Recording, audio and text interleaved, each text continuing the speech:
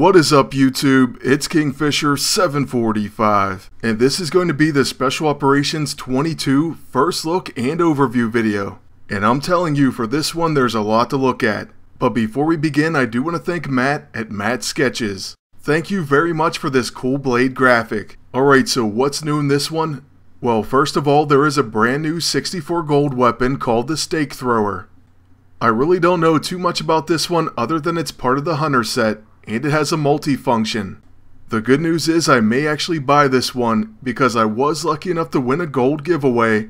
So thank you the agent Joshua G. It's a great time to have gold because as you can see there's also brand new AISO in the store. And we'll actually take a look at those at the end. Now as far as the other items on sale, I've previously made a video on the Dragon's Foot.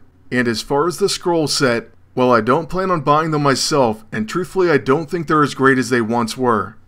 If you don't have the cube or you don't have quick action items or heals, then you may want to consider buying it because it is a decent price at 100 gold. Now moving on to Spec Ops 22, we do have 27 days remaining. Hopefully that's going to be plenty enough time to get some of these amazing weapons and to unlock both of the heroes. Now the normal weapon for Mission 1 is called the Woodsman's Axe. It has Hallowed. It will cause 150% damage to undead, vampires, and demons. It only affects those with the Hallowed vulnerability, but it is a quick action weapon, so for that reason alone I do want it. The reason is simply because there are very few quick action weapons that can do a decent amount of damage in this game. By the way, there's also an epic boss in Mission 1, and you can win a set item that's corned beef spelled backwards. Then moving on to Mission 2's weapons. First, there's the Solid Slug Shotgun.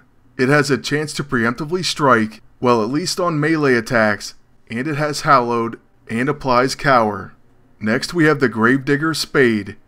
It has Hallowed as well. Then something called Leeching Aura, attacks leech health from attacked targets. Plus it has Fatal Blow, and I don't know about that damage, but if that's accurate, it's going to be insane. That actually had me do a double take, and I even looked at the other weapon from the mission. Its damage actually looks nice as well, so I don't know if that's with the Hallowed buff or what. Then finally moving on to Mission 3, there's the Stake Hammer, which has Hallowed, Deadly Crits, and High Crits. Those are always a nice combo to see together. And secondly, the Eldritch Staff. It has a guaranteed crit, and causes Death Frost and Doom. Then we have no idea what the fourth mission brings, but I'm assuming it's going to be good. Then taking a look at the task list, first we have the blueprint for the Holy Hand Grenade. Oops, I mean the Holy Flame Grenade. This research is going to open up an item that'll give you 4,611 offense and defense in your armory. Other than that, there's really not too much use for it. Then moving on to the next blueprint, it's going to be for the Grimoire of the Legion. This is a subtle magic debuff item that's going to place flanked on all the enemies. Unfortunately, it may apply stacks of bleeding to your allies.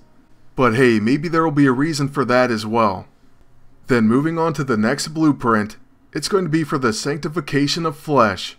This is another item, and it also has a 4,611 offense and defense bonus. Once again, it's nothing that we're worried too much about, but moving on to the next item, it's going to be a blueprint for the Hallowed Flamethrower. This is the Hunter Set Piece 204, and it's going to hit all enemies.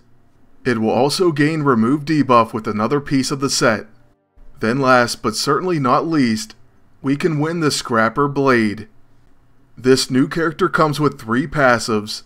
First, Danger Sense. Chance to dodge attacks from bleeding attackers. Secondly, he has Daywalker. Immune to Mind Control and Disoriented. And then finally he has Vampire Hunter. Successful attacks against vampires have a chance to stun. But more importantly, he has a chance to assist when an ally attacks or is attacked. Now this is the modern Blade costume, and besides those passives we're going to take a look at his abilities. His level 1 is called Bleeding Edge. It's going to place bleeding ×3 on one enemy. Now that I can deal with. 3 times bleeding on a level 1, that's going to make him a great bleed team partner. And of course we knew Blade would be. Next, his level 2 is called Dead by Dawn. It has Drain Life, so attacking bleeding targets restores health. It also has Immortal Blood. Grants quickening when attacking bleeding targets. That's going to come into play later with his level 9. And then finally it causes Tenderize to the enemy. For his level 6 we have High Stakes. It has Hallowed, it's a stealthy hemorrhaging attack, and it causes Incapacitation with a Fatal Blow. I don't know, that sounds pretty good to me, especially the stealthy hemorrhaging attack part. But hey, you can't sleep on Incapacitation, or Fatal Blow for that matter. And lastly, his level 9 is called Bloodlust. It is a quick action, but it requires quickening to unlock. Once unlocked and used, it's going to give Blade bursts of speed, so it'll take 2 actions this turn. It removes his debuffs, and it grants him Vampiric Thirst. That increases accuracy, attack, defense, and evasion, and attacks with Drain Life now restore stamina. That sounds really impressive to me, but you do have to use his level 2 first to unlock it. Alright, so that's going to be our first look at Blade. Now let's go ahead and look at the other character, Morbius. He is of course the living vampire, and he has a passive named the same. Now what that one does is causes him to gain hunger every round, and he gains hunger when attacked or attacking bleeding enemies. Then Scent of Blood says attacks that hit are guaranteed to be critical hits against bleeding targets. So far I do have to say it sounds interesting. Oh, and by the way, it's classic Morbius, and he is an infiltrator. Then moving on to his abilities, first we have Fly by Night. It's a slashing melee attack that has deadly crits and exploits delirium. Deals extra damage against targets with Disoriented, Mind Control, and Possessed. Now that one really has me thinking. There could be some interesting team-ups with Dr. Voodoo, Spider-Woman, and maybe even Moonstone. And that's just to name a few that came to mind. Then his level 2 Eye Hunger has Exhausted and Mangle. In my opinion, those are 2 of the best debuffs in the game. They can really shut down a lot of things.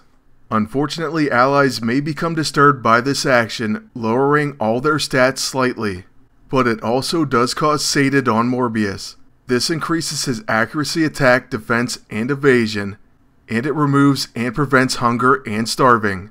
Plus it also restores health and stamina when applied. Next, for his level 6 we have Mesmerize. This is a psychic attack that causes Mind Control, Disoriented, and Possessed. Or at least it has a very high chance at those 3. And once again I have to say this is a very interesting ability, and I'm liking that it has all 3 of these things on one attack. I absolutely love the Possessed debuff, and then Mind Control and Disoriented, well obviously those can come in handy as well. Plus it does boost his level 1 Fly by Night. So far Morbius has me intrigued, but I definitely have to try him out in combat. This is even more true after looking at his level 9. It's called Experimentation, and it says becomes a quick action while affected by hunger, but it consumes a hunger when used. Then it applies random buffs, and it has a chance to apply random harmful effects. Also it drains stamina. Lastly it says Suppressed Urges, locks out eye hunger until the next round, and has a chance to remove all hunger when applied. So I'm not even sure what to make of this ability just yet. I don't know if it's worthy of a level 9 or what. I guess we'll just have to wait and see with the team up, I think in missions 2, 3, and maybe even 4. I'm guessing, or at least hoping, that he will be good. Oh, and by the way, the simulator tab does say new, so I thought I'd go ahead and click on that. When you go check out the simulator, you're going to see there is a Morbius set. This says Morbius only, and you can win 5 command points. You have to complete Task 5 of Blood Work, the Morbius side quest to unlock. So yes, there will be side quests to unlock Morbius, and I'll show you those more in detail as I progress through Spec Ops 22. Next, let's go ahead and check out the brand new AISO. First, for 10 gold, there's the Pressurized Augmented ISO 8. It works on an unarmed action, and it causes it to apply pressure points. So right away we see an amazing new AISO. Next, the Bloody AISO causes Pulpy. Equipped unarmed attack applies bleeding. Next, buff actions used on allies also apply Epiphany, so guaranteed crit. And already we can see we're going to need a ton of gold to get all these amazing new AISO. I mean seriously, these things can be game changing. It adds a whole new level of customization to teams. With the Sorceress, you can cause an equipped magic attack to become stealthy. The Thorned is going to give a magic action, Thorns, and that one's only 5 gold. Then the Automated Augmented ISO 8 causes auto-updating. Equip Tech Action also applies Tech Upgrade. Pepsi Can Iron Patriot comes to mind. And then the Obsolescent Augmented ISO 8, it causes a Tech Attack to apply Obsolete Tech. And now that's just sick. Then with the Vampiric Augmented ISO 8, we can turn a hero into a vampire. They're going to gain Vampiric Strike. The Suppressing AISO causes the equipped energy attack to apply a shield, and that will reduce damage dealt by damage over time effects. Next, the Sharpshooting Augmented ISO 8 causes the equipped gun action to grant Perfect Shot. And seriously, there's even more. The Sniping AISO causes an equipped gun attack to gain Guaranteed Hit. This next one is also incredible. The Rising AISO causes Hill actions to also apply Rising Up. So that one's going to cost us 15 gold. And then the Bursting AISO causes an equipped range action to apply Shield Breaker. That one could come in very handy as well, especially against Invisible Woman. The Knocking AISO causes an equipped melee action to apply Incapacitation. And then it looks like that's going to be it for the AISO. Basically, I'm very happy that I happen to have gold, and I'm going to get to work on building some amazing teams with the new AISO. I'll let you know what I come up with and how it works. But that is going to be it for our first look at Spec Ops 22 and the new updates. Oh, and also I did find the Styptic Empowered ISO 8, which causes bleeding to only persist for a single turn. And that actually is going to be it for this video. So I want to thank you all for watching, and ask you to please like, comment, and subscribe. And make sure you do that because I will have plenty more Spec Ops 22 videos to come. Until next time, good luck and take care.